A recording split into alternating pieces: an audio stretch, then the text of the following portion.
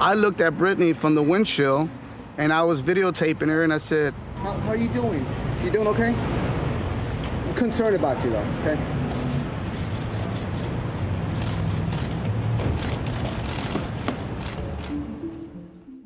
Everybody's talking about this documentary. That was a clip from Framing Britney, the New York Times documentary that examines what the public might not know about her court battle with her father for control of her own estate. It has really everyone talking, and it's brought about mental health to the forefront of those discussions. So we're joined now by Laura Rhodes-Levin, a licensed therapist and former talent agent, to delve into the mental health aspects of this new documentary. Good morning, Laura. Thanks for being with us.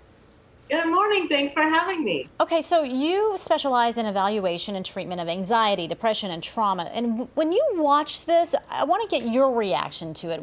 How did it make you feel, and what were your thoughts? So my reaction may have been a little different than what might be anticipated. I felt like it actually ended up being more of an exploitation of how media affects the mentality through the eyes of the people telling the story, much more so than Britney, who has told her story in her own way.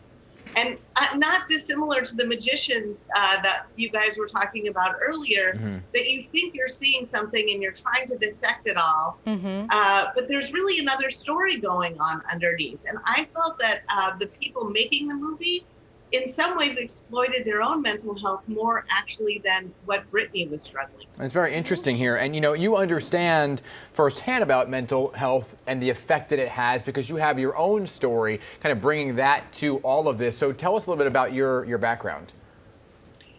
So I grew up in the film and television industry, actor, the agent, but really grew up in it.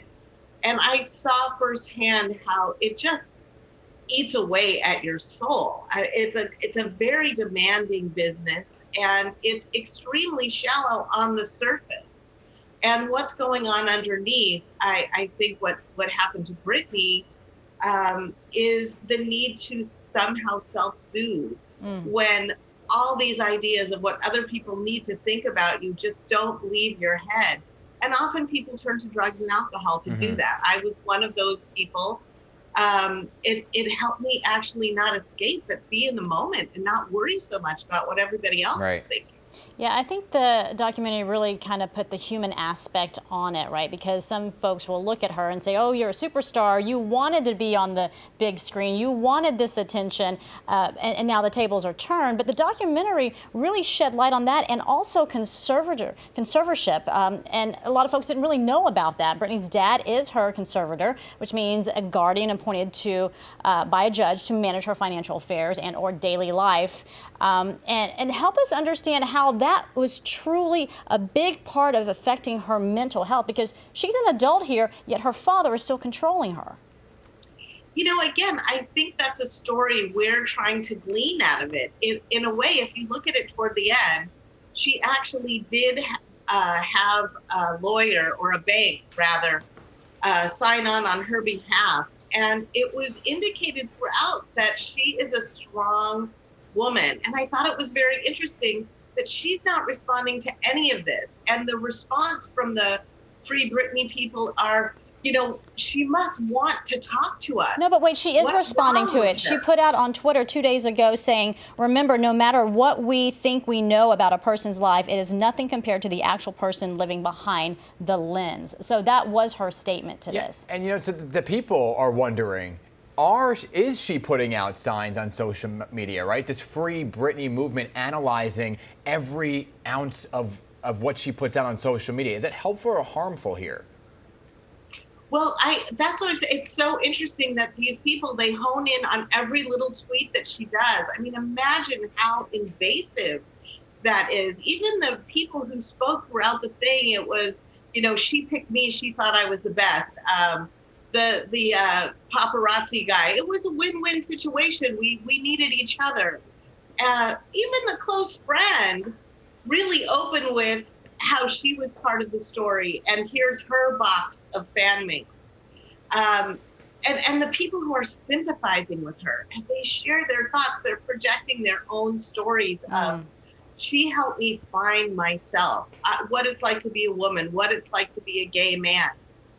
And so I really don't think we fully understand what goes on inside the mind of Britney Spears. And this attempt at, letting her know what we knew she needed. She needs to be freed. And I don't know Britney, right? So maybe she's grateful for this. But I found it very interesting that no one in her close circle wanted anything to do with this. Yeah, it is going to be interesting. I want to bring in the team and get their reaction to it, because she is still fighting that conservatorship. I think they have a court date coming up, maybe this week, in fact. So she is still trying to get free, if you will. Marisol?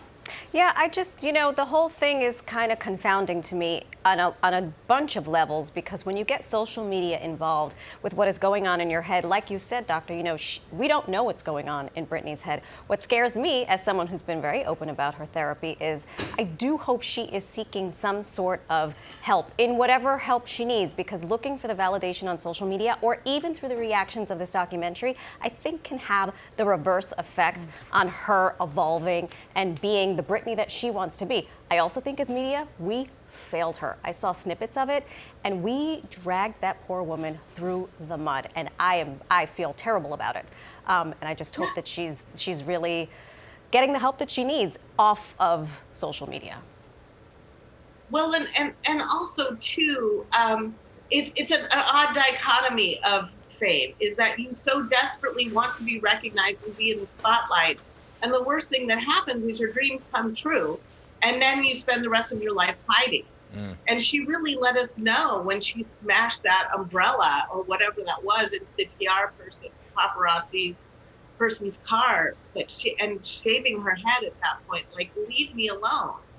And I wonder what her silence means right now, and her decision not to perform. Yeah, it's all very interesting. And Marisol made a point about the media. I have a friend who used to work at TMZ. I was talking to her yesterday, who said that TMZ, it's very rare that they do this, but that they had a whole team centered around Britney Spears. Like, that 24 hours a day, their team was focused on Britney Spears, and she said that she had to leave because she just couldn't watch it unfold anymore. But it was just very interesting. Laura, thank you for your perspective this morning. Do appreciate your time. My pleasure. Thanks for having me. Of course.